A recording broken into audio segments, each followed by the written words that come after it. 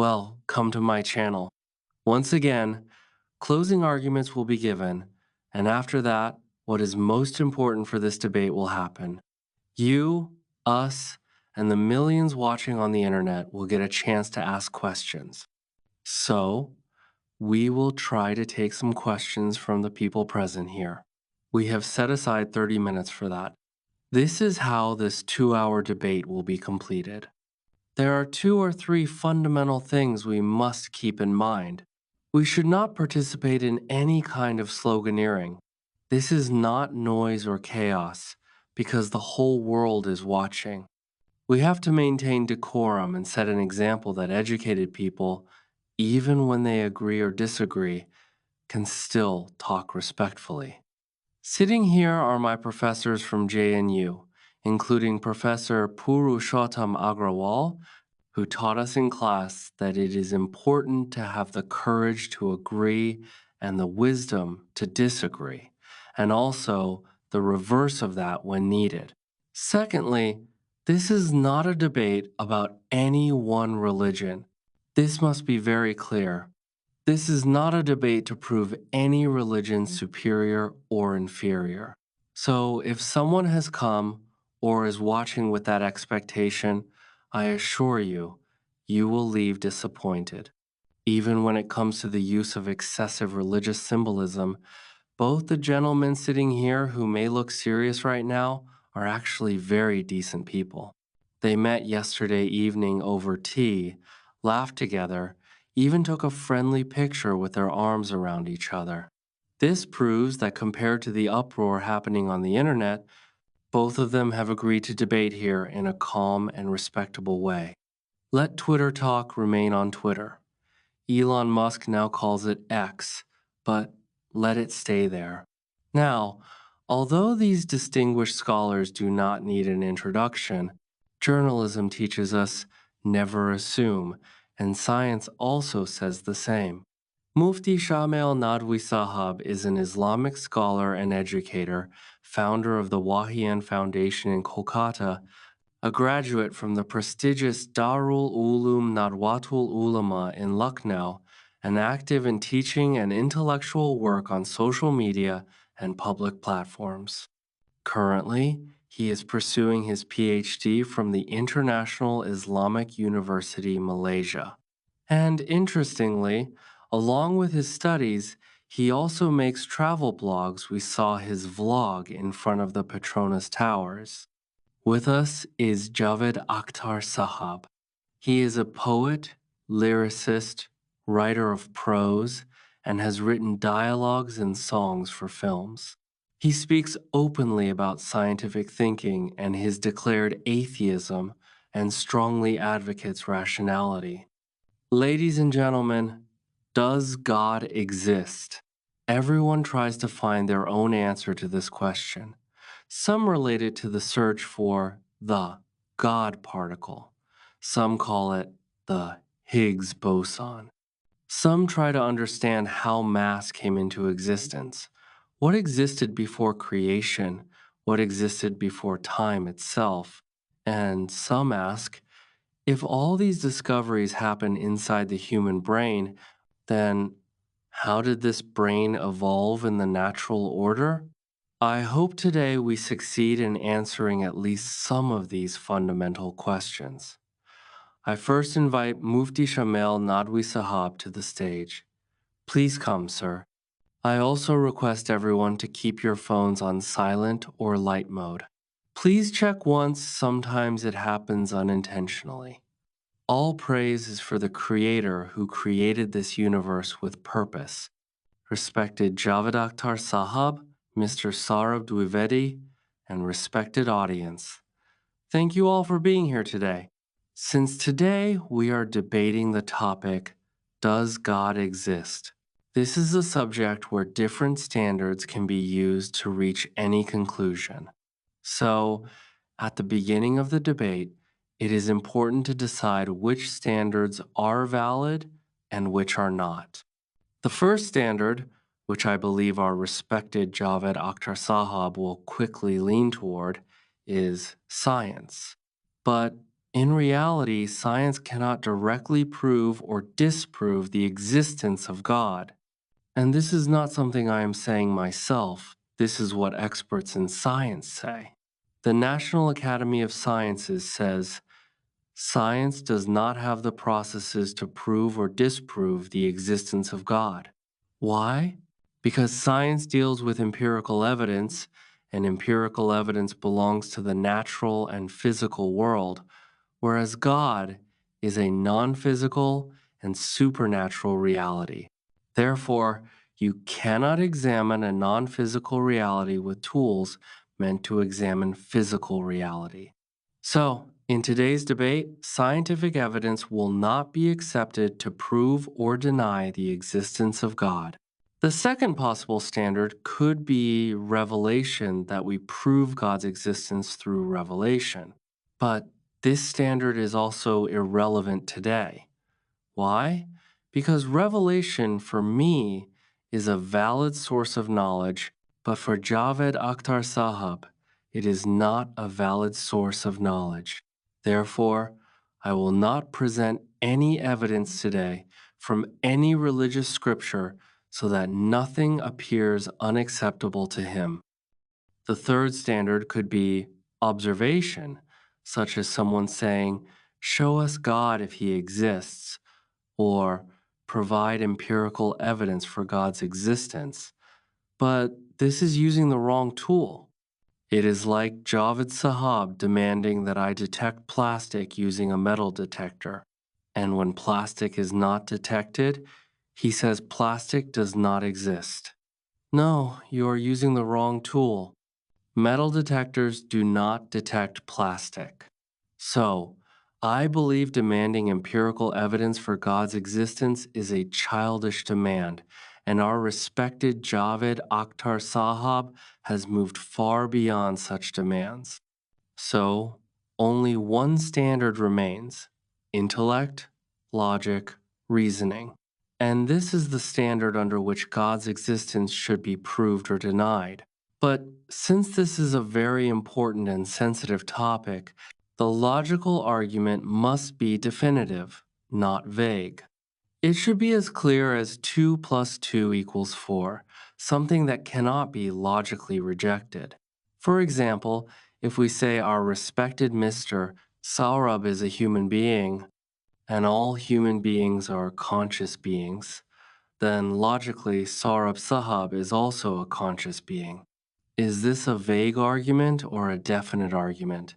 It is definite, clear, like 2 plus 2 equals 4. It cannot logically be rejected. So, if today Javed Akhtar Sahab presents any logical argument against God's existence that is definite and irrefutable, then I declare in advance that I will accept it and reflect upon it seriously. But I also predict that no one will be able to present such a definite argument. We will present arguments definitive, logical arguments which the entire atheistic world will not be able to refute. Now, let us imagine a simple example. Suppose we are on an isolated island where no one has ever gone before. While walking, we suddenly find a pink-colored ball. What is the first question that comes to mind? How did this ball come here? Why is it here? Why is it pink? It could have been another color. Why is it in this particular shape?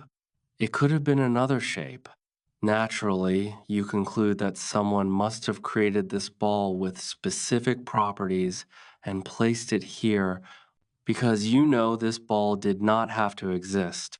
It could have existed or not existed, and even if it existed, it could have existed in another form or color.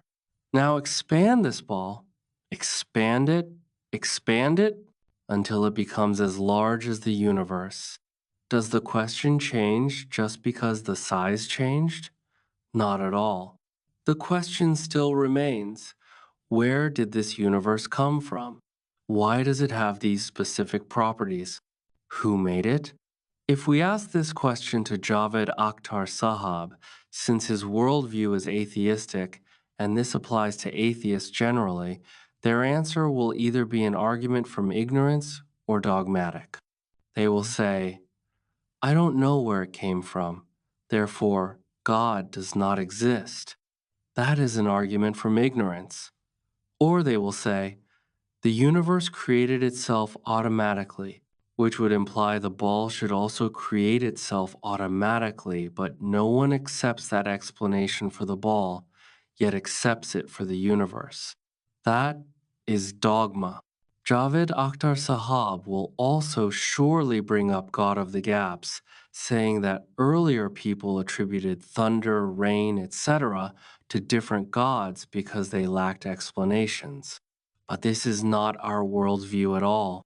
Just because we understand the natural processes behind phenomena, how does that prove God does not exist? I will discuss this further, God willing. You will also see, and I expect that respected Javed Akhtar Sahab will bring emotional arguments, which are logical fallacies when deciding truth. For example, he may say, if God exists, why does evil exist? Whereas I say the existence of evil is actually evidence for God's existence, not against it, because if God exists, then we are accountable to Him. And for accountability to exist, evil must also exist. Accountability must exist. Without it, we cannot be held responsible. And if we are not accountable, then we will ask Mr. Censure for Sayings for Sanction, Javed Akhtar, kindly tell us, then why is there suffering in this world?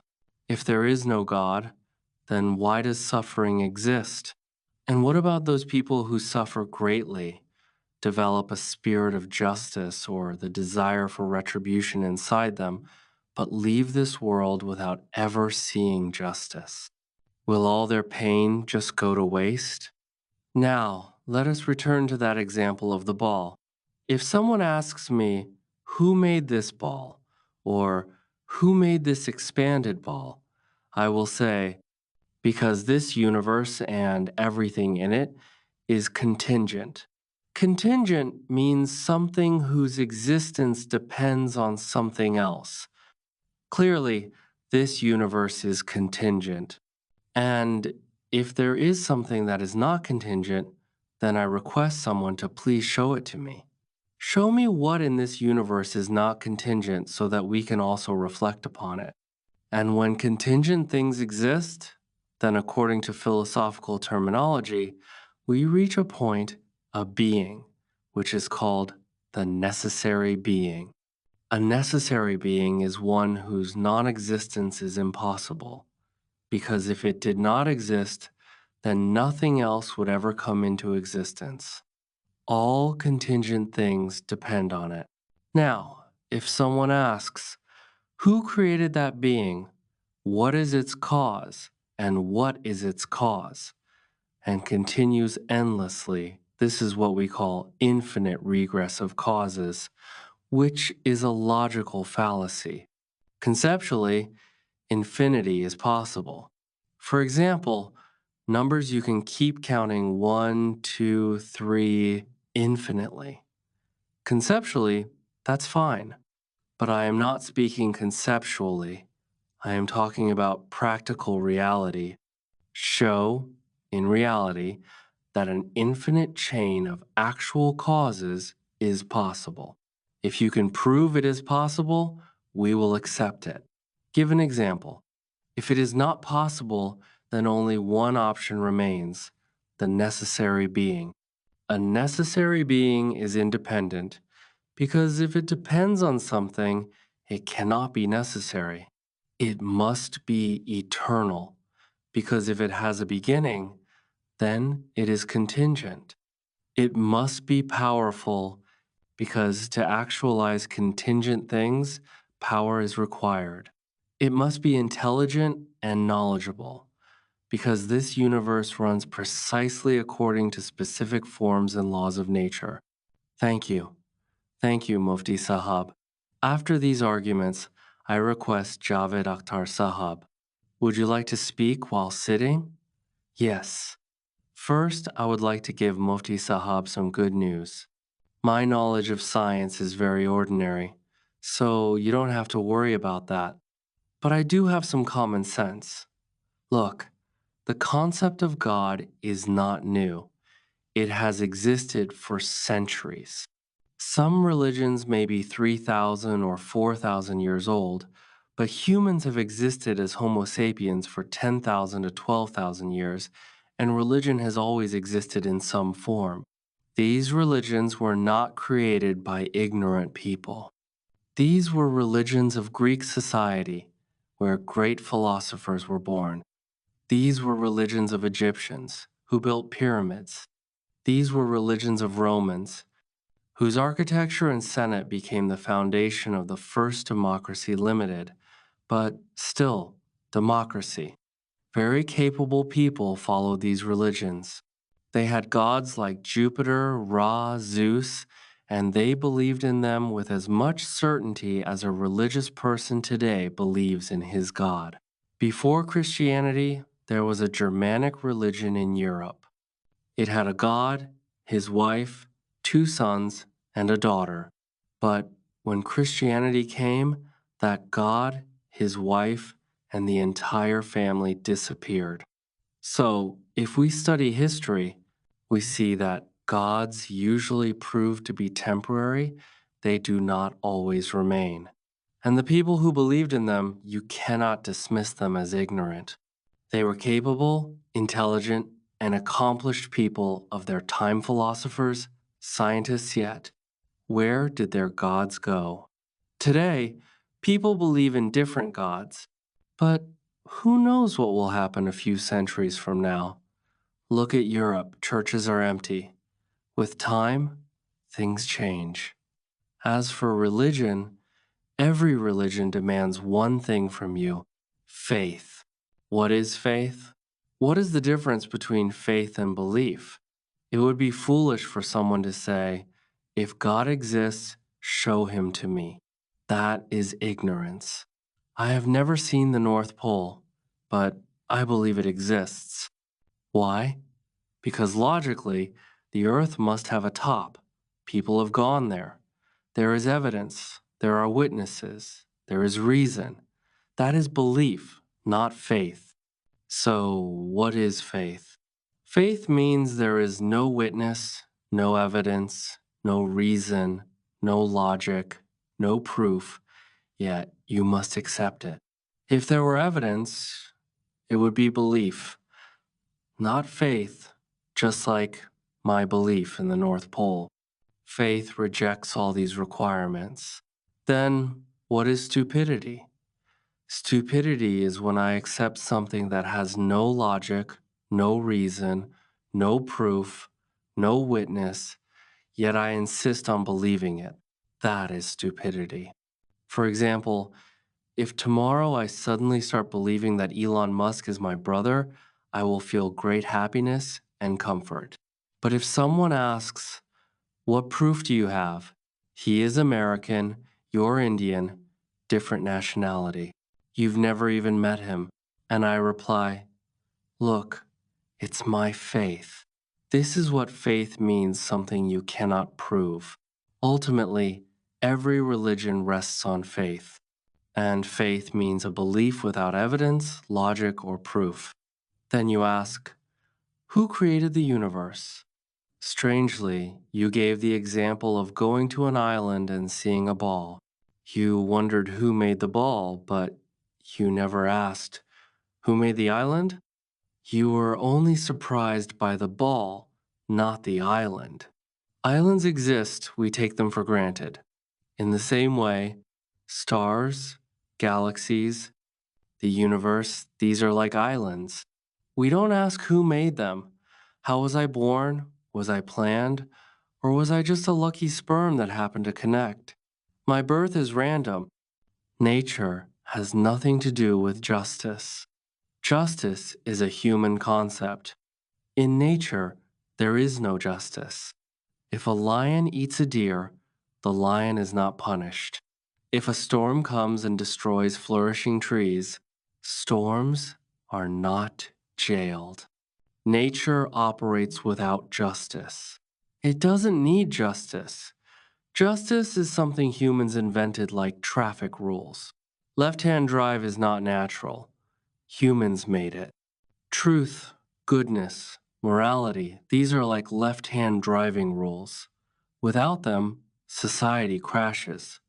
Lies, corruption, bribery, these are like driving on the wrong side. These are human constructs. So, religions promising justice in the afterlife proves they are man-made. Nature has no such concept. Some people say nature itself is God, but nature has no justice. Yet religions promise justice after death. If I do get justice, I will be happy, but I cannot believe it because I cannot create faith.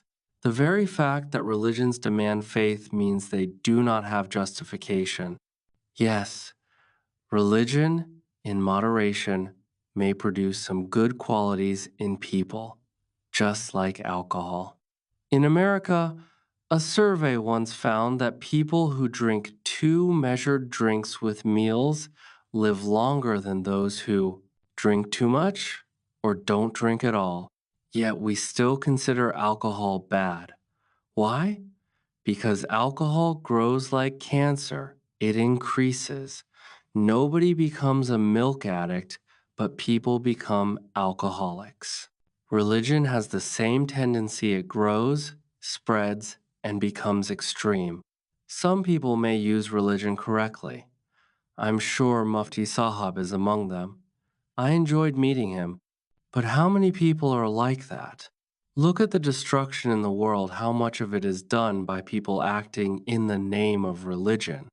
Religion may not explicitly tell them to do so, but like alcohol, once consumed, it influences behavior.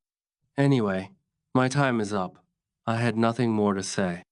Now we move to the rebuttal round. I invite Mufti Sahab for his response. You have 6 minutes.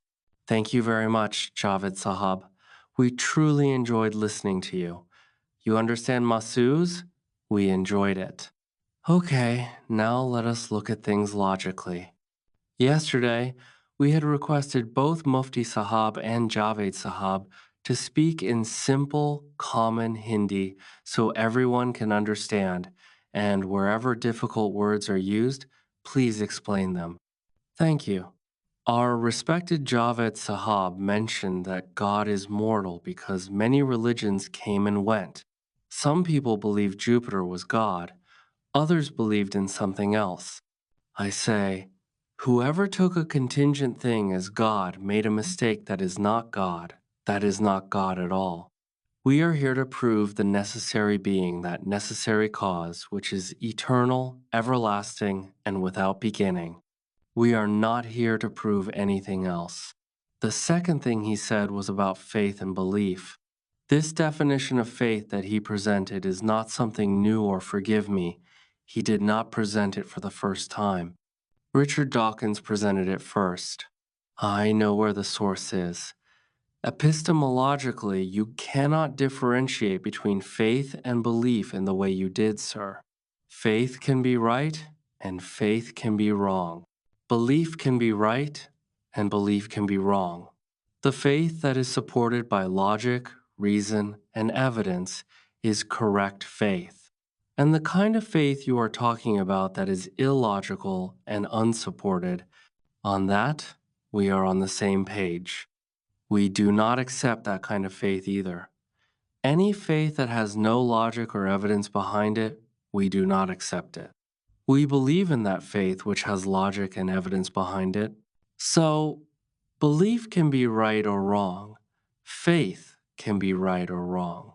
Today, the discussion is not about the difference between faith and belief. Whether you accept faith or belief today, the question is, what is truth? Whether it is true faith or true belief, and what is false faith and false belief, that is what we are discussing. Then he asked, what is stupidity? If faith and religion are not stupidity, then what is? Because religion demands faith, then what is stupidity? I say stupidity is atheism. And the reason is this. Imagine you are walking on a road and you enter a garden. There you see flowers arranged to form the words, I love Javed Akhtar, and I really do, sir.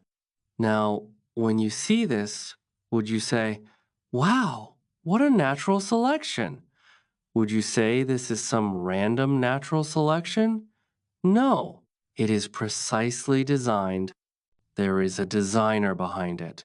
So, if someone rejects something as simple and common sense as this, that this universe works with such precision and still says it came into existence by itself, then I think there is nothing more foolish than that.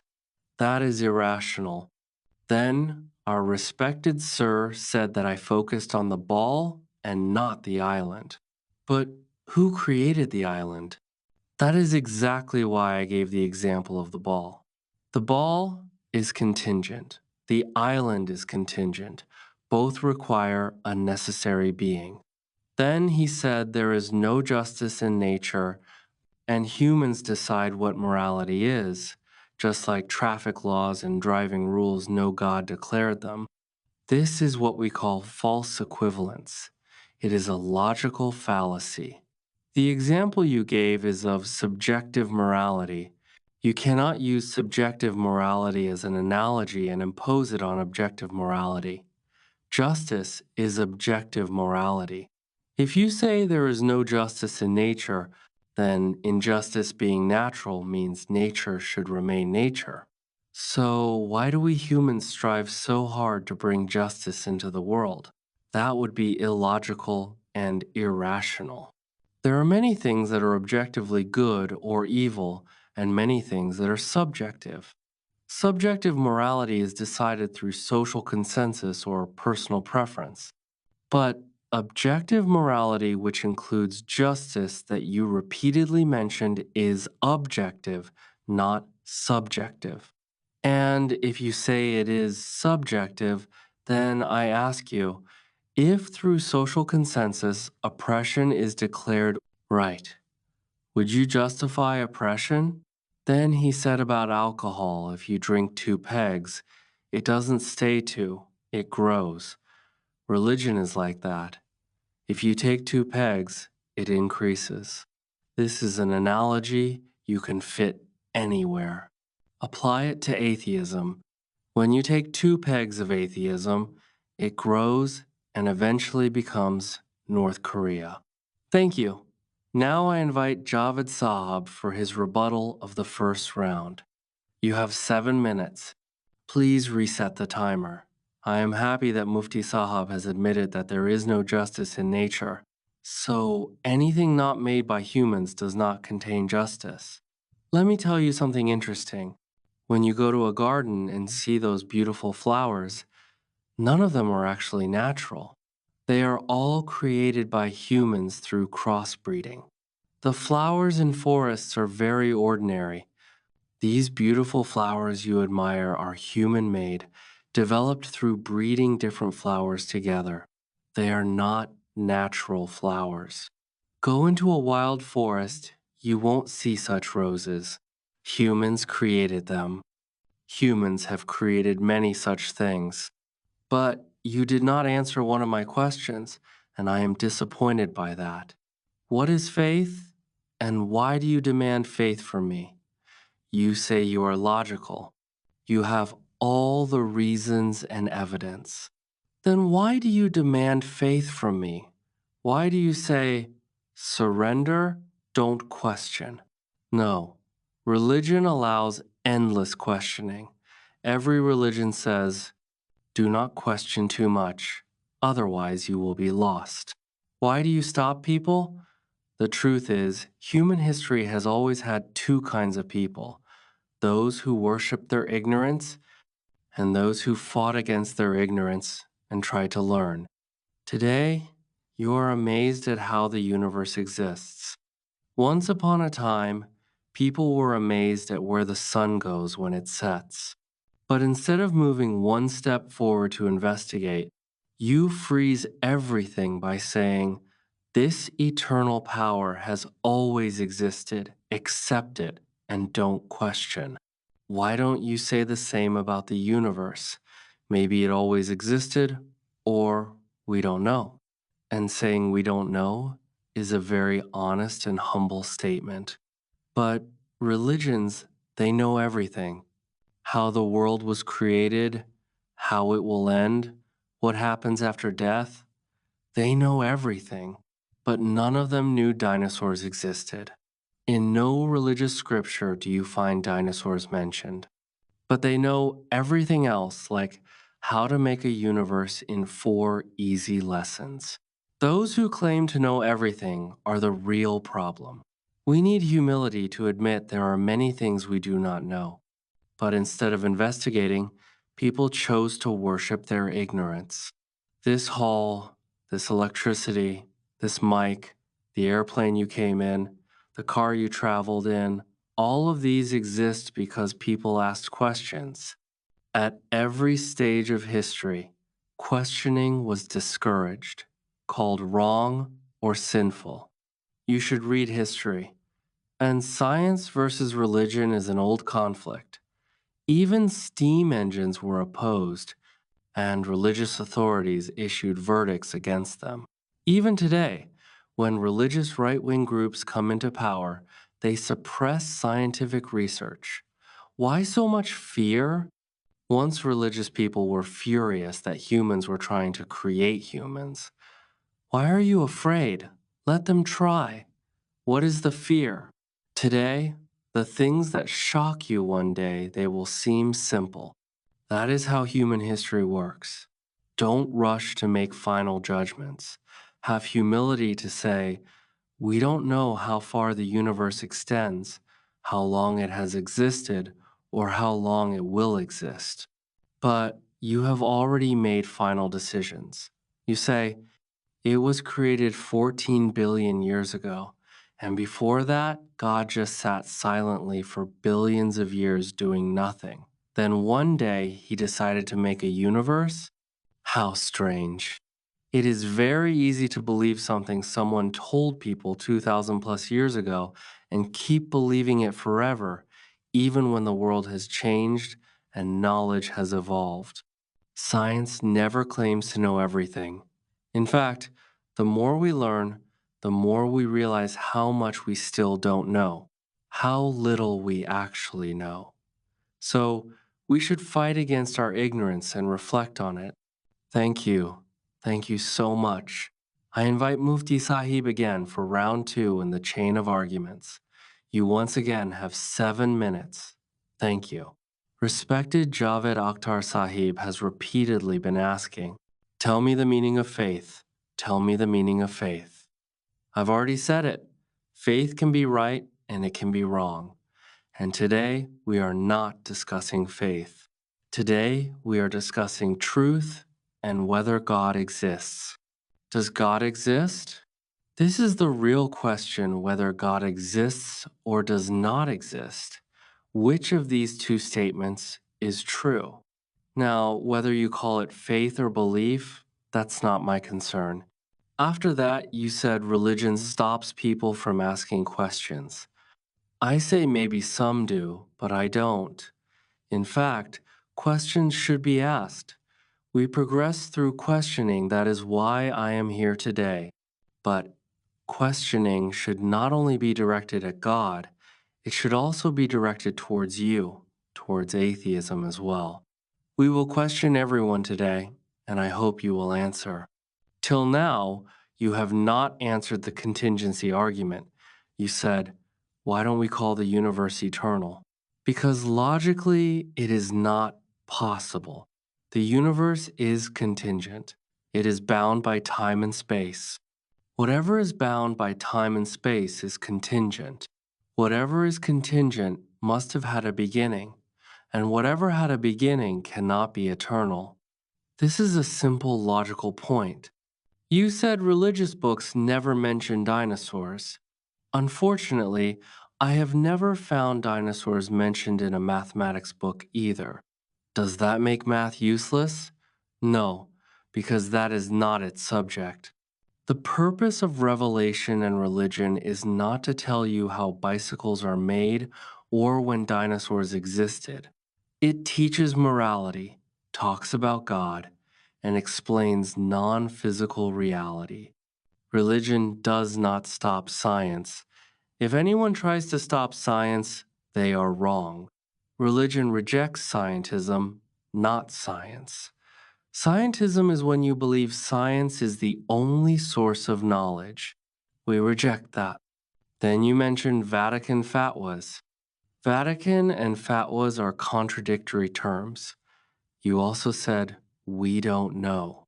If you don't know, then simply say, you don't know. But why claim that God does not exist? Say you don't know, maybe he exists, maybe he doesn't. But when you say God does not exist, that itself is a claim, and then the burden of proof is also on you, just like it is on us. You asked what God was doing before creating the universe. Terms like before, after, earlier, and later all relate to time. Time began with the beginning of the universe. So, asking what God was doing before the creation of time is illogical. Regarding the God of the gaps science fills will always be filled with contingent things, whether matter, force, or energy. So, our question will remain valid until you reach a necessary being. Infinite regress of causes is not practically possible. Wherever you stop, that is what we call God. Next, you said, when the universe didn't exist, how could time not exist? God existed, so existence was there. If God existed, then time must have existed. It cannot be that nothing existed. God was there.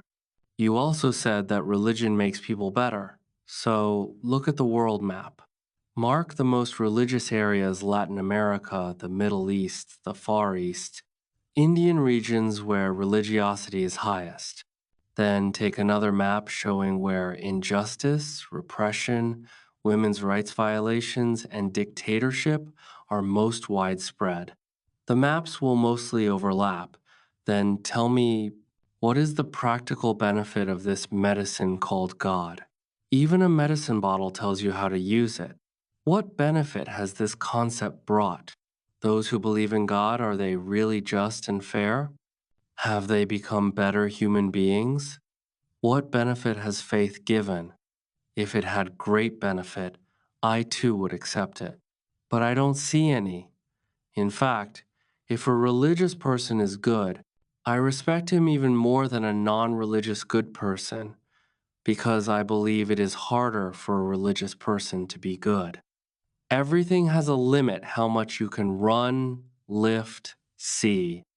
In the same way, goodness also has a quota. A religious man goes to his place of worship in the morning, performs rituals, and feels he has done something great.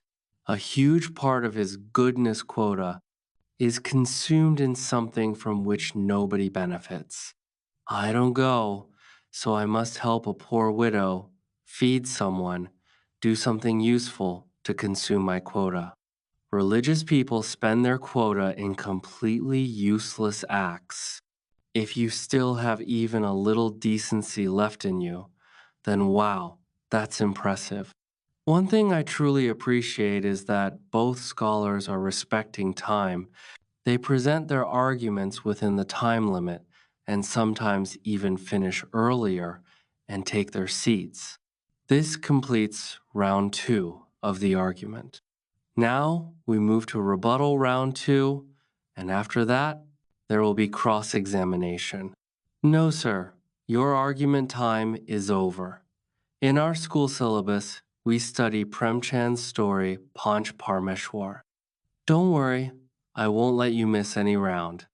Rebuttal round 2, Mufti Shamail Nadwi Sahab. The real problem is that Mr. Javed does not have a clear concept of God. He said that if God existed before the universe, then time must also have existed, whereas the universe itself is a part of time. We believe in a God whose timeless existence is necessary because he is the creator of time. If he created time, how can he himself be bound by time?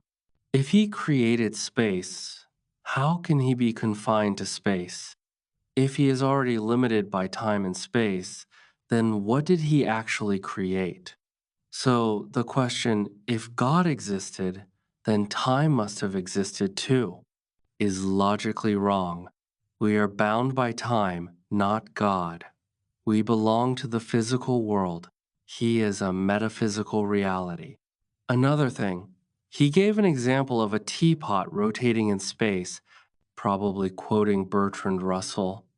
This is exactly the problem we fail to differentiate between things. His example is imagination. What I am proving is logical necessity. If you want to imagine, you can imagine anything pink elephants on Jupiter or unicorns, but that doesn't prove logical necessity.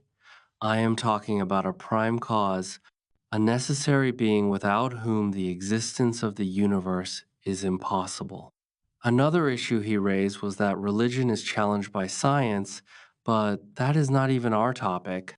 If I start talking about it, my time will be wasted. Our discussion is not about religion versus science. Our worldview does not oppose science, it criticizes scientism. I already explained this earlier. Then he said, take a world map. So I did my homework. I took a map of the Middle East, a religious region, and a map of Europe, a liberal and atheist region. According to UN reports, the highest number of rape cases are there. Also, around 81% of working women in European countries face workplace sexual harassment. This is not happening in the Middle East. It is not happening because they are religious. You also said that it is very difficult for a religious person to be good compared to us being good. This means that you already have a standard of good and evil without God. I want to discuss this further. Thank you very much. This was rebuttal round 2. Now you have 5 minutes, after which we will begin cross-examination. If you wish, you can answer his questions in your rebuttal as well. Yes. First of all, this example is not wrong. It is wrong. He dismissed us earlier, saying, reason cannot solve this matter, logic cannot reach there. It's metaphysical. Metaphysical is such a strange word. Most people don't even truly know what it means, yet it sounds like something huge. What is metaphysical? Explain it. Don't just throw the word around. If you are debating me, prove it logically. If you cannot argue logically and keep saying it is metaphysical, then what are we even debating for? You also say that time did not exist before, yet you also say God has always existed and will always exist. Always implies time. If time doesn't exist, how can you say always? Now, let's look at another point. You said there are more rapes there, but look at this world where God is supposed to be all powerful, where not even a leaf moves without his will. How is this world running and in what condition? 45,000 children under the age of 10 died in Gaza. Children die of hunger, of diseases like diphtheria. He is all powerful and can do anything. That's why you pray to him to fix things in your life. That means he interferes in daily life. So he is watching all this. If he truly exists, even for the sake of argument, when I look at the world, I feel no respect for such a God. What are you doing? You are all powerful, omnipotent, omnipresent. You were there in Gaza. You saw children being blown apart, and yet you want me to praise you? If he really exists, it's embarrassing. Even our prime minister at least tries to help. Whom are you worshiping? The world is full of injustice, cruelty, oppression, and violence. Don't say he is only watching and will tell us later. If he's watching and not interfering, why pray at all? You pray for jobs, marriages, visas. So if he can do all that, could he not at least save dying children? Do something at least.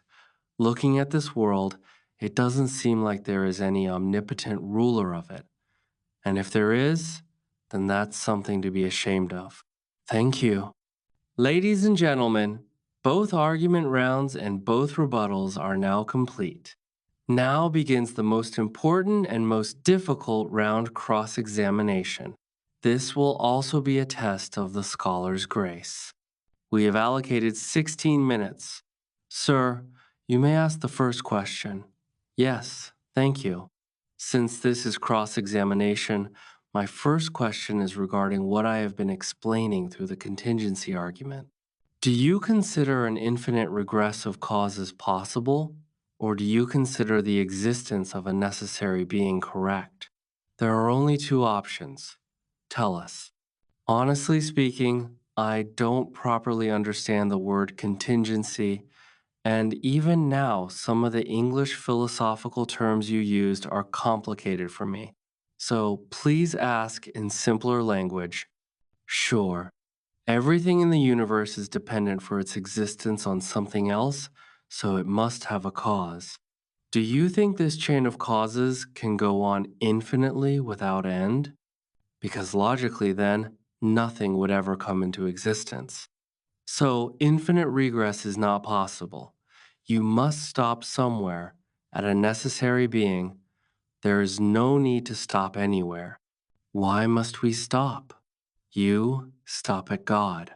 Why can't we say the universe or multiverse has always existed?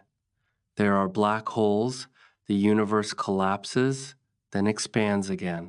We humans are nothing in comparison. We live 50, 60 years in a universe that is billions of years old. The universe, and we were born in it for extremely meaningless reasons. So, thinking about why it exists and what its purposes are is all based on assumptions. We are only observing it. Who really knows the truth? Think about this. This universe that is expanding, where is it expanding to? Where is it going? And why is it expanding? You already created it, right? Then stop it there. That much was enough for us. Why is it still expanding? And which universe are we talking about? The one I see through a telescope that is 2 billion light years away? That has nothing to do with me. 2 billion light years means that even if I travel at 80,000 miles per second, I will reach there in 200 million years. What was the need for that? This world, this universe, it is said that it was created for humans, the noblest of creation. So all of this is for humans, right? Absolutely. But it doesn't mean that if you don't know the reason behind something, then there is no reason. That simply means I don't know, but it is not my responsibility. Bertrand Russell said it absolutely right. You brushed him aside jokingly, but you are the one making the claim. Why should I prove your claim wrong? You prove it right. The responsibility is not on me. I never claimed anything. You prove that your claim is correct. Now, would you like to answer the argument of contingency? Or would you like to ask any question to Mufti Sahab? Because this is the cross-examination round. Earlier you were talking about faith, so I want to ask, whatever revelations God has supposedly given, they were not just in one religion, but in many. There are different revelations with contradictions between them. In some religions, some things are allowed. In others, they are forbidden. It is not as if all religions have the same moral code. So, what is this story? Sometimes I feel like during a football final, When there are hundreds of thousands of people in the stadium and millions watching on TV, if at that moment God's powerful voice suddenly echoed saying, I am God, then everyone would hear it. TV would broadcast it, and the matter would be finished. Why so much secrecy? Give us some solid proof. You say, how was the universe created? But how does that solve anything? I will then ask you, how was God created? Why shouldn't I ask that? How was He created? And He is supposed to be far more intelligent than the universe, far more powerful, and you say He has always existed, and I should just accept that? Secondly, you call Him omnipotent, meaning He can do anything. He can get you a job. He can arrange a good marriage for you. He can make you win your neighbor's court case. He does everything. So, how is He running this world? Look at the condition of this world. Don't you find it shocking? Will justice only happen after the day of judgment? When that child who was blown to pieces by a bomb is already dead? Will he get justice then? All right. Now, may I answer? Yes, I will now respond. First, you spoke about revelations and scriptures. I can talk about that in detail, but not today because time is short. We can discuss that some other day. I am ready to talk about it. Today, the topic is the existence of God, so I will stick to that. You said I haven't proven anything, whereas the argument of contingency is a fundamental philosophical argument. Let me explain what contingency means.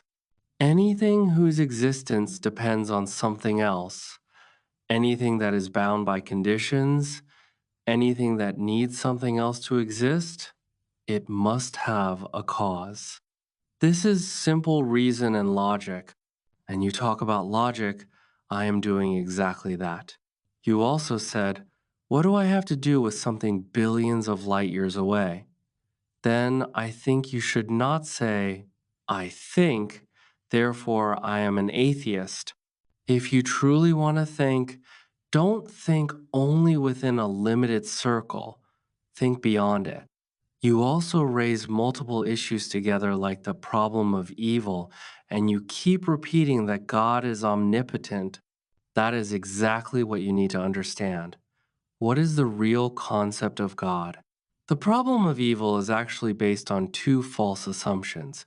First false assumption, God is only merciful and only powerful, and therefore, if evil exists, it is contradictory.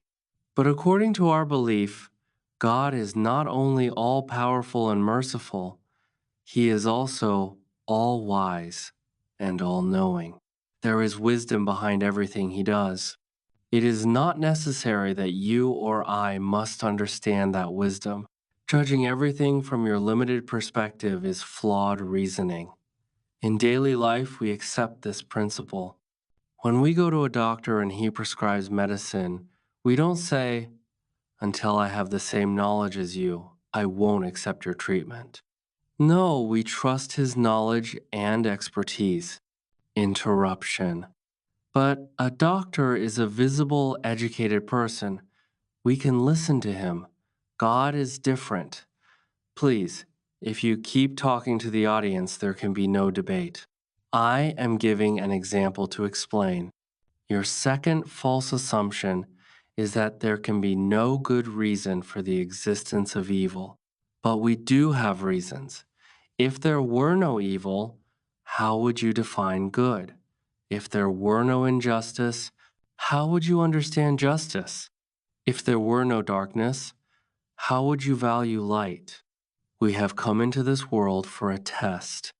Everyone is tested in different ways, and the presence of evil is part of that test. If I give a student a paper where only the correct answer exists, then what kind of test is that? Meaningless. So, yes, good and evil both exist. God created the system in which evil exists as a test.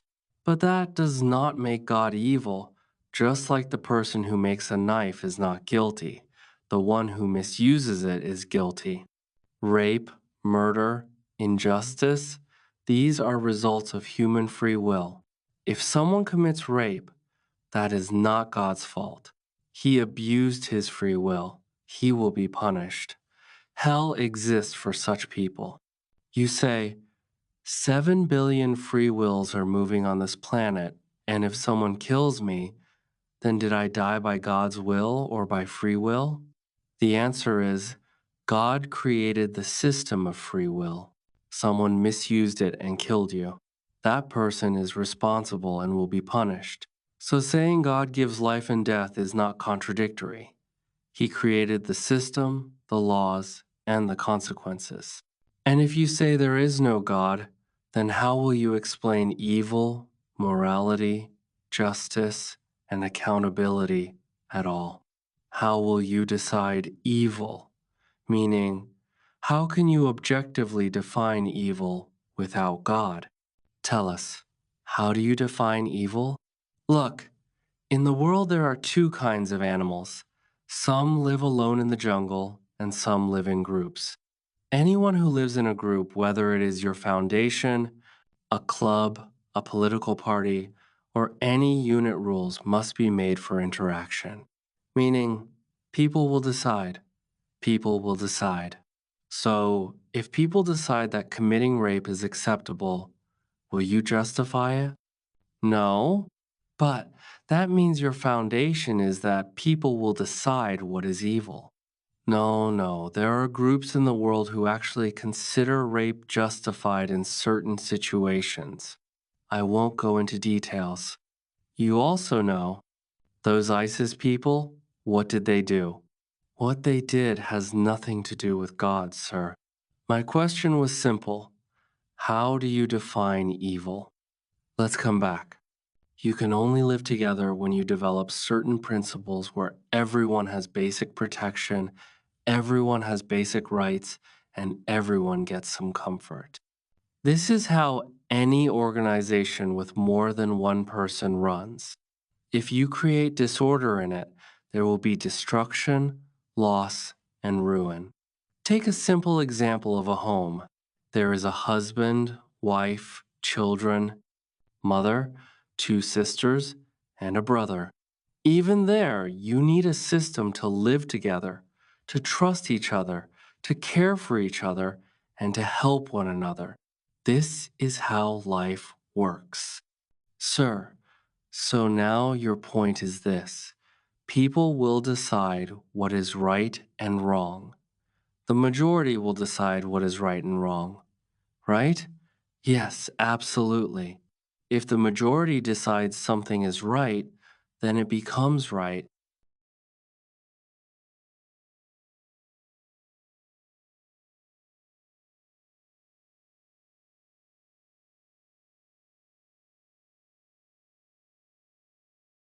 Why don't you accept it? Hello, the cross question round ends here. It's good that it has been structured like this, otherwise, the temperature keeps rising. Most people on this planet believe in God, and not just your religion's God. Different religions believe in different gods. Yet, you don't believe. But you say the majority decides right and wrong. So, whatever majority decides becomes right? Fine, we will follow the same standard you yourself suggested. Brother, I trusted sensible people and agreed to proper moderation. You have 5 minutes now. This is your closing argument. After that, we'll take audience questions. Thank you very much. Our topic was, does God exist? I came here prepared academically. I thought I would give many arguments. But because of time shortage and because Javed Saeed kept drifting here and there, I had to entertain that as well. So, regarding does God exist, I could only give one argument. There are many more strong, definitive arguments, and in not even a single round did he engage with my argument or refute it. Not even once. And, sir, Just now, your closing argument will come. You can say it then. The argument of contingency, sir. I've explained it many times. How much simpler should I make it? Never mind, let me complete. Second thing, you didn't give a definitive argument for God not existing. You kept talking about religion. But religion was not today's topic. You went from religion to ISIS. What relation do we have with them? We condemn them. And what connection do they have with God? If someone commits murder or rape, they should be punished. But you have no rational, strong foundation for morality. You said the majority decides. So Hitler becomes right? No, no, not society. The planet's majority. Fine, the planet's majority believes God exists. You say religion is wrong, so you still have no strong foundation for objective morality.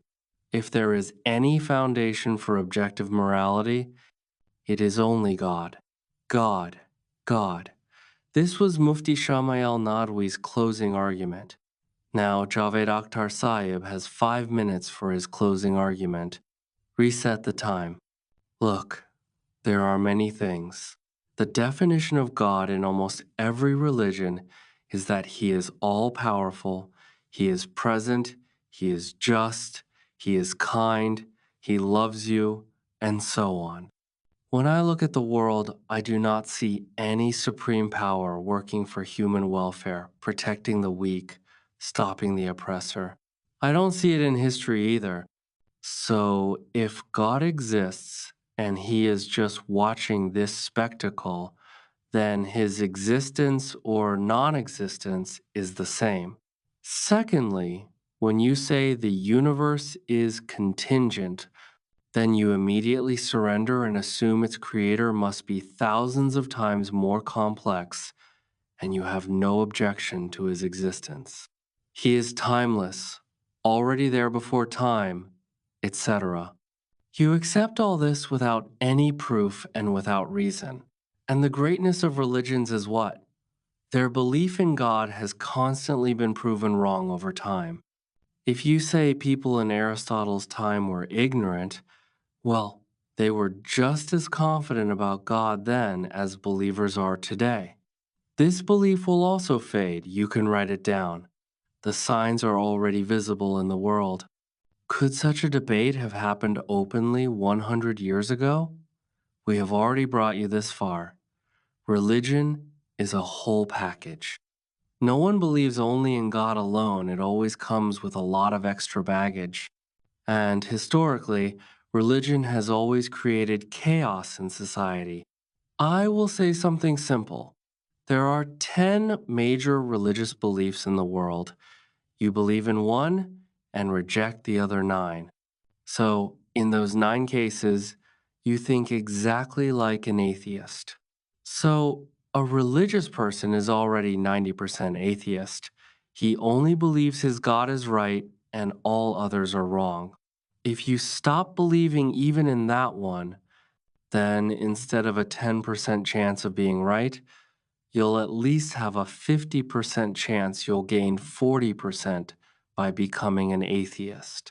This belief system is outdated. It is fading. Maybe not in my lifetime, but it will disappear. All these grand metaphysical, philosophical words, these came from people who neither knew physics nor metaphysics, and yet they gave you such ideas.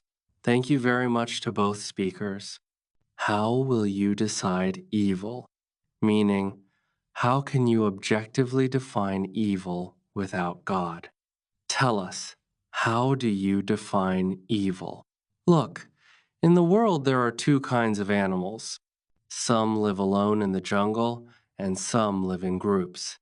Anyone who lives in a group, whether it is your foundation, a club, a political party, or any unit rules must be made for interaction, meaning people will decide. People will decide.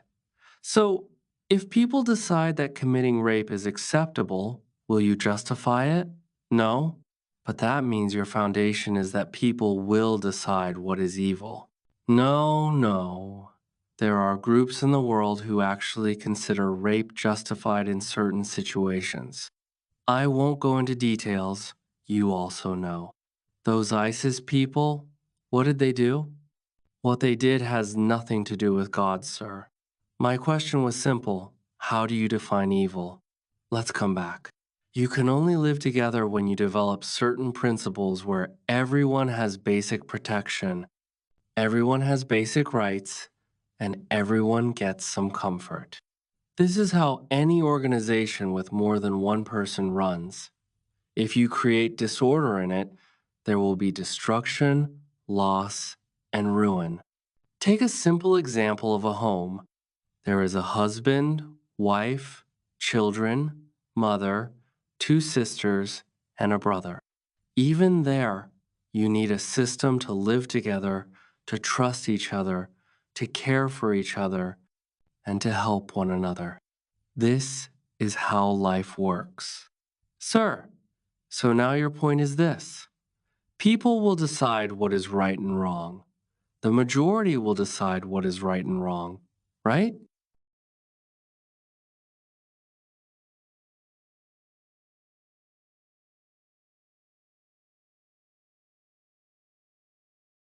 No, no, not society's majority. The planet's majority will decide. So, if the planet's majority believes in God's existence, why don't you accept it? Hello? Hello, the cross question round ends here. It's good that it has been structured like this. Otherwise, the temperature keeps rising. Most people on this planet believe in God, and not just your religion's God. Different religions believe in different gods, yet you don't believe. But you say the majority decides right and wrong, so whatever the majority decides becomes right. Fine, we will follow the same standard you yourself suggested. Brother, I trusted sensible people and agreed to proper moderation. You have 5 minutes now. This is your closing argument. After that, we'll take audience questions. Thank you very much.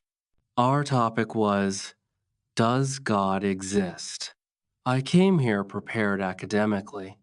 I thought I would give many arguments, but because of time shortage and because Javed Sahib kept drifting here and there, I had to entertain that as well.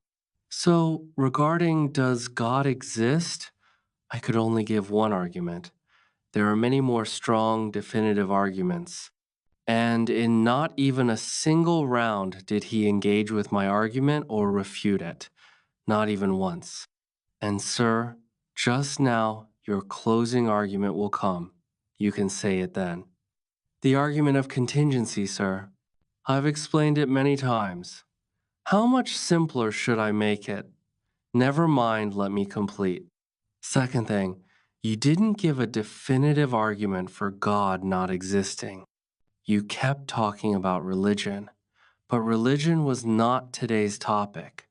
You went from religion to ISIS. What relation do we have with them? We condemn them. And what connection do they have with God? If someone commits murder or rape, they should be punished. But you have no rational, strong foundation for morality. You said the majority decides. So Hitler becomes right? No, no, not society. The planet's majority.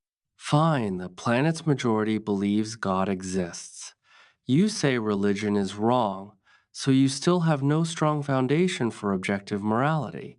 If there is any foundation for objective morality, it is only God, God, God. This was Mufti Shamail Nadwi's closing argument. Now, Javed Akhtar Sahib has 5 minutes for his closing argument. Reset the time. Look, there are many things.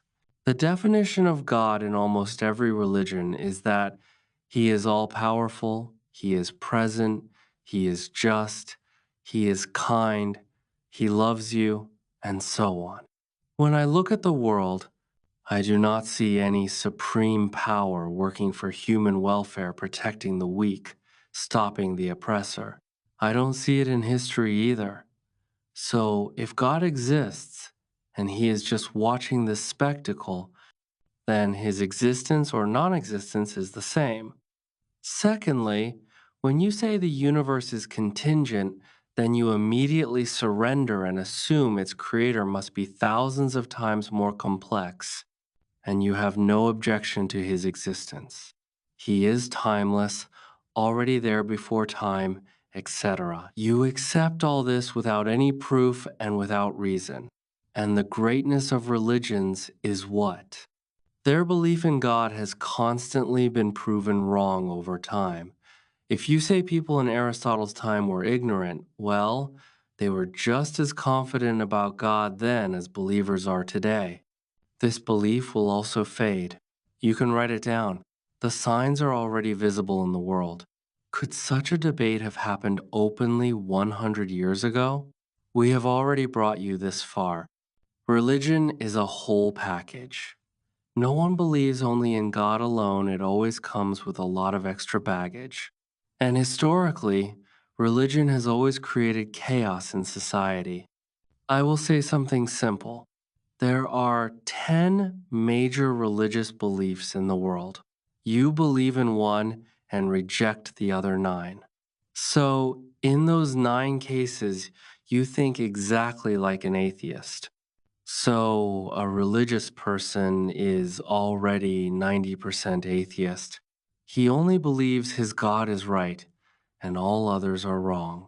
If you stop believing even in that one, then instead of a 10% chance of being right, you'll at least have a 50% chance you'll gain 40% by becoming an atheist.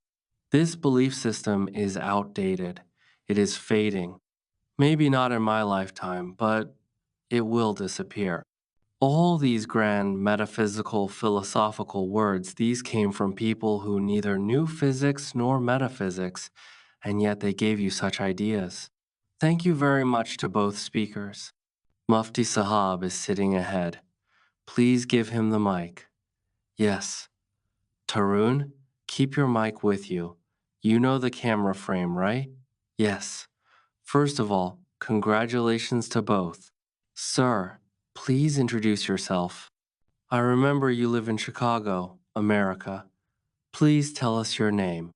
My name is Yasir Nadim Al-Wazdi. Javed, sir, I have a question related to infinite regress.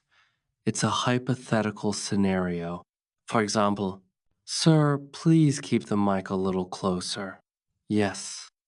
If you are a poet because you had a teacher who was a poet, and that teacher was a poet because he had a teacher who was a poet, and if you keep going backwards in the past like this without stopping anywhere, excuse me, you could never be a poet. But you are a poet. Your poetry exists.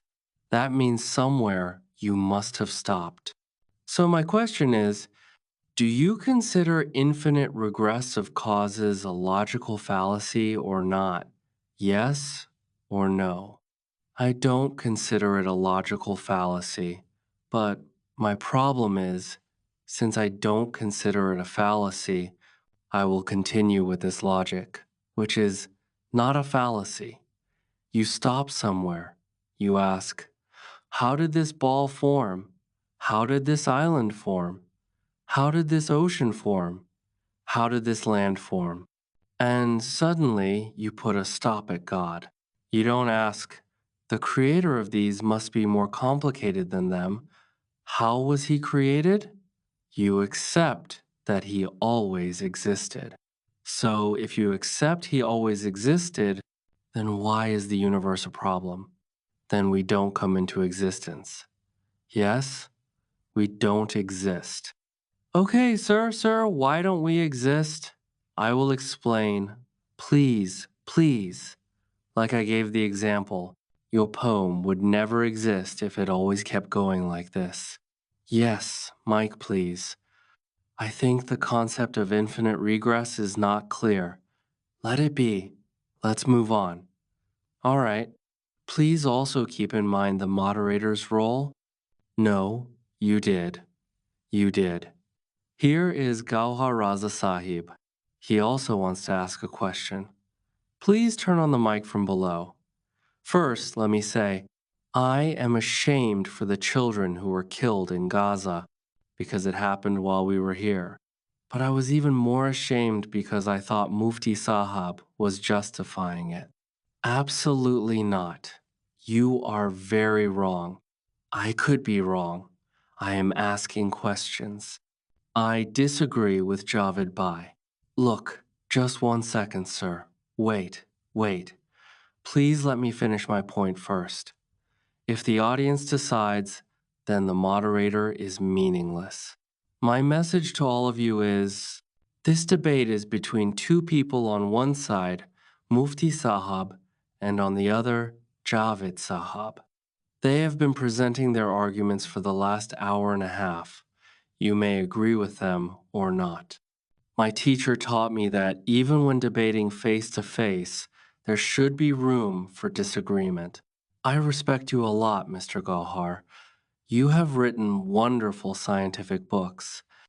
But my request to everyone is, if you comment on what these people said, there will be no time discipline and no order. Please ask your question. Whatever comes out of the question will come out. I disagree with Javed Sahib, so I am asking Javed Sahib a question. My question is this. Javed Sahib has often used logic to say there is logic in science, but not in religion. I think there is logic in religion too, but the basis of that logic is that you stop, which Javed Sahib has mentioned repeatedly. That is, you stop when you come to the concept of God, and asking questions there is forbidden. So the question is, do you agree that the logic of science is different and the logic of religion is different? Please tell us, sir. Look, there are three things: science, logic, mantic, reasoning, istidlal, and one thing which is faith, iman, belief, akida. I am not a fan of the logic of faith. Please explain it to me with reasoning and moderation. I am ready to accept it. What harm will it do me? But I cannot go to the logic of faith. Akida means you must believe. Don't ask questions. No, you make all kinds of scientific arguments, and then when you reach God's existence, you stop. You surrender. I am not willing to surrender. That's all. Yes. Mufti Sahib is still sitting there. Give him the mic. Brother, you wanted to ask a question, right? Yes. No. Thank you. Your name? Asim Iftar. Asim, please ask your question. Sir Javed, in your closing statement, you said that the future of religion won't last long. But I am seeing a study from Oxford University done in 2011 by 50 academics. They say that faith in God is innate in human nature, included in what we call fitra. And they say anyone who thinks religion will end is mistaken. What do you say about this study? Okay, I do not agree with them. Who are those professors? They must have some data, but what data can they have? Data on the future? They can only have present data. You heard data from 100 years ago, but not for the future. This is their opinion today, and it will continue to be their opinion. Fine. There are many opinions in the world, but I believe that over time, humans become more reasonable and logical. Look at the percentage of non-believers in Western Europe. It is very high. Churches are empty there. Ultimately, humans will not accept any idea, right or wrong, that does not appeal to their mind and logic. They say these must be from Oxford or Cambridge, so what do I care? Their data cannot be about the future. Yes. Deepak, please ask your question. I will come to the backside too. I'll send the mic there for 2-3 years. Yes. Javed Sahib, a question for you. Namaste.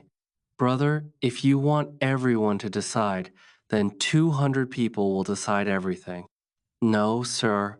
Please don't do this.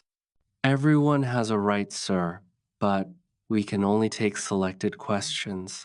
Sir, these are young people too, so let them ask. Brother, you are young, right? They say they are young too. Mufti Sahib, you are young, yes. Ask. Brother, my question is, like theists have social gatherings like Christmas is coming, Holi, Diwali, Eid, what do atheists offer? I want to get out of their shop, but I am not attracted there. What social gatherings do you have? They say religious people from different religions have festivals and celebrations. Now, I will tell you something. There are historians here too. Mr. Doulaji, please tell us if this is true or not. There was a Constantine, a Greek Roman language speaker who lived about 400 years before Christianity came. Later, he decided that he would become a Christian. His entire state would be canceled. In those days, it was like this. The king who chose a religion, the people also followed it because he had become bankrupt, and the rich Christians on the Mediterranean coast, who were merchants, needed money from him. So they said, "Become a Christian." Then he told his minister, "Brother, this is history. Now we will become Christians." The minister said, "Sir, we will become Christians, no problem. But there is one problem. From December 17 to December 25, there is a pagan festival called the Pag Festival, which will be stopped. Since we are becoming Christians, it cannot happen. The children will be very upset, and the public really enjoys it, especially on the 25th, the main day." He said, "Yes, you are right. When was Jesus Christ born?" "Sir, it was in April." "No, cut it out. It is December 25, that is the truth." So Christianity shifted from April to December after 400 years because there was a festival here. Now you can celebrate it comfortably. All these festivals were religious, but every religion needs an entertainment department to run their community. So these religions took these secular festivals. They were seasonal related to crops and farmers. They took these and gave them a religious color. These are not originally from religion. Look at us. We celebrate Eid, we celebrate Diwali, we celebrate Holi, we celebrate Christmas. The biggest Holi festival in Mumbai's film industry happens in our house. The biggest Eid happens in our house. That is our social heritage. It's not like we will throw the baby out with the bathwater. Keep these good things, so don't discard them. Yes, hello. My question is for Nadviji. As you said, God is beyond time, and God is so complex that the human mind cannot understand him, and God has also given free will to earth. So why are you wasting time talking about God? We should be talking about how to improve society. I will answer you now. You said that God does not exist in time. So my question is, as you said, God is very complex. I never said God is complex. Those are your words. The word complex is not suitable for God because complexity applies to objects. God is not an object that you can test in a laboratory and say, "Oh, it's very complex." No, he is not an engine of a car. Philosophically, God is a necessary being, a simple being. You cannot fully know all his wisdom and everything because he is all wise and you are not, and God doesn't have to tell you everything. That was not my question. My question was, since God is so beyond this world that he gave free will to earth, and all of us humans have free will, and what happens in society is decided by us, so we won't decide? We won't decide? No, we won't decide. God exists beyond caste, existence, time, and space, but he is testing us. And that same God has told us what to do and what not to do. So, obviously, we will listen to that God. Behind him, someone with glasses, ma'am. Please give her the mic. Yes, please go ahead. Yes, absolutely. I am trying to cover all sides. Yes, give her the mic. Hello, sir. I am not omnipresent. I am time bound, and I will try as much as I can. Please tell us your name. My name is Ujala. I am a student of Delhi University, and I am from the Student Federation of India. My question is for Mufti Ji. Sitting in this hall, we can philosophically talk about the morality of rape, but the reality is that women go through rape in everyday life.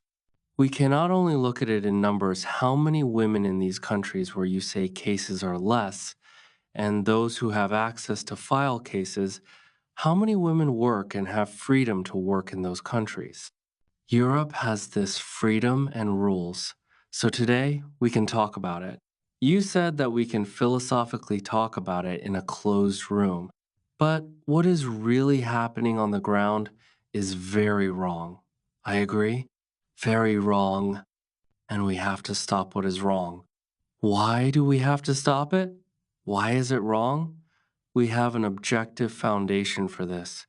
They do not have that objective foundation. I want to say that wherever injustice happens, wherever a woman is wronged or her dignity is taken away or she is hurt, and not just women, but anyone is wronged, standing against that is morality, and morality comes from God. Otherwise, Javed Sahib is saying that the majority will decide, but the majority can always change. Are you a little mistaken? If my sentence implied that, or if I said that, I take that back. I did not mean that the majority decides. If the majority decides, then in the world, you had said this sentence. I am agreeing. We will recap later. 1 second, I am giving my explanation. The reasonable thing is that all of us know in our hearts what is good and what is bad. Even those who do bad things know what is good. That was the question of the prophet. Then, where did this morality come from? Cross-examination. Yes, morality comes from the desire to live together. That means living together, what is said and done will happen. Otherwise, you can only live lawlessly if there is no morality among people. Otherwise, chaos will happen. How do you know this? We have seen that where morality was established, we see how work happens in the world. If something is wrong, this debate is about epistemology. I am talking about ontology. I will try to get these two people a tea, and you do cross-examination there. Right now, you are depriving the audience of their right.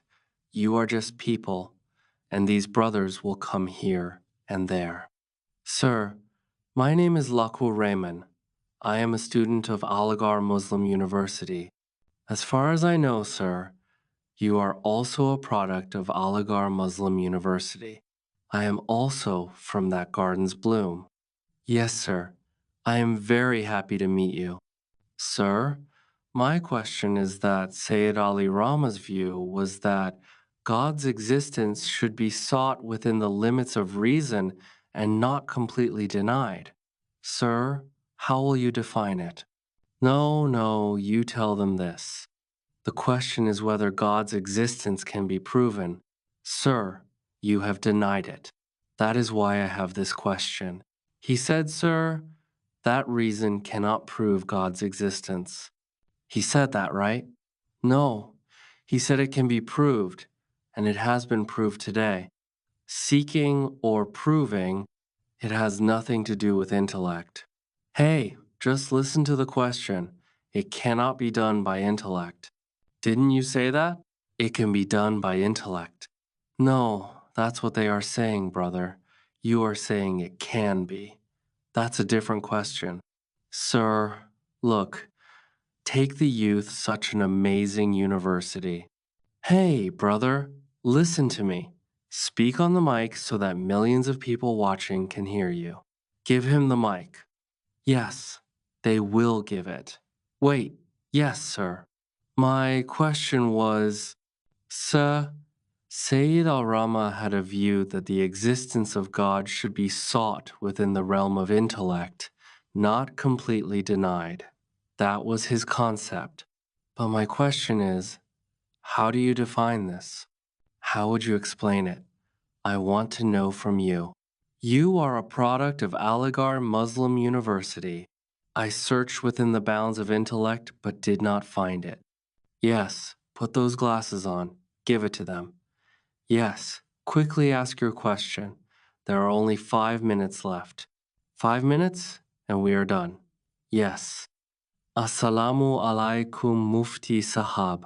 And my question is for Javed Akhtar Sahab. What is your name? Hey, brother, you are asking me? Faiz. Faiz. Ask Faiz Sahab. So, my question is, currently atheists are using the problem of evil argument against Muslims, right? That there is so much evil in this world, so the argument goes against Muslims or against theists. Yes, please correct that a little, brother. The whole effort was to not pin the discussion on any one religion. Yes. So basically, the argument is that so much evil exists in this world, and if there is an all good God, why doesn't he stop it? But this question contains a hidden assumption that evil exists in this world. Now, how can atheists ontologically prove that evil exists in this world? Let me explain a little. No, no, sir, you all listen to them. No, please don't. No. I want to explain ontological. No, no. We understood, sir. Let them answer. Okay. Ask your question. What was it till now? Let me add a bit. You're the guru. When we do round 13 of this debate, we'll have you on stage. Yes, yes. So quickly. Look, according to atheism, everything came about randomly. Everything is atoms and molecules. The only difference between a stone and me is that we have a different arrangement of atoms and molecules. Now, if someone cuts a stone into 2 pieces with a sword, or cuts me according to atheism, it is the same. There is no good or evil according to atheism. Yes, yes. Fai Sahab's question is that even if we try, we cannot ask the wrong question. There is a life form, and in the life form are feelings, meaning a life form can hear, see, taste, feel. So, this quality that emerged in this bubble is found in animals and humans. So, obviously, if it suffers some pain, because it has sensitivity, it will feel pain. A stone doesn't have that sensitivity. So, what kind of question is it that if a stone is cut, it doesn't feel pain?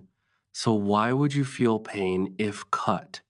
Please sit down. Yes. Next question. Yes. Please ask. Javed Akhtar Sahab, hey brother, why is everyone ignoring Mufti Sahab? Are you all after me? Come on, speak, brother. You ask, how can God exist when children die in Kashmir? Yes? You asked how God can exist when children die in Kashmir, and you also mentioned the rise of atheism in Europe. But the same events are leading many atheists and non-believers to turn toward faith. How do you interpret this contradiction where suffering pushes some away from God, yet brings others closer to belief. Let me tell you something. The world is nowhere perfect. Everywhere there are flaws, son. 1 minute I will tell you, look, flaws, weaknesses, faults are everywhere. But if you look honestly, where is the world the most just? Where does the average citizen have rights? Where can they speak? Work as they please? Give their opinion? Speak against the government? Speak against those in power? Speak against capitalists? You will find this in Scandinavian countries, Western Europe. I am not saying they are perfect, absolutely not. There are many faults there. No one is perfect. But in countries like Latin America or the Gulf, you will find that rapes probably don't happen. What's the need for rape? You can just buy her and keep her at home. What's the need to rape on the streets? But listen, listen, listen. The reality is, a person does not have the freedom to express opinions or speak. Yes, one last question to Mufti Sahab. Yes, ma'am. Give her the mic. Thank you. My name is Manisha. I am from Haryana. I want to ask Mufti Sahab something. You keep contradicting Javed Sahab, saying he said this and that, but you are also speaking based on assumptions. What proof have you presented of God's existence? Now, let this question remain separate. Who is atheist? Who isn't? And another thing you said briefly, that humans use free will. But the use of free will means God has given everyone permission to use it, including how much wickedness and evil they can commit. People, listen, do you believe in free will or not? You believe, right? So now you have no explanation for if a person uses free will to do bad things and gets away living a good life, there is no recompense for them. In our worldview, the person who does wrong will also face recompense, meaning they will get their just deserts, and the one who does right will get their just reward. So free will is given for a limited time by God. It is not that you have free reign to do whatever forever. When the time of the exam ends, results will come. During the exam, no one will forcefully tell you, "Hey, brother, one question to Mufti Sahab, ma'am." Mufti Sahab, wait 1 second. I have only one question. If what is happening is by free will, and one day on the day of judgment there will be justice in the hereafter, etc., then why do people pray? People pray because it means there is still a department where I can interview in daily life.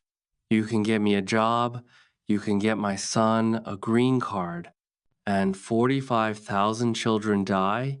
You don't stop that? No. So, are you saying that tyrants never get caught in this world? Whatever catching happens, children cry. Absolutely.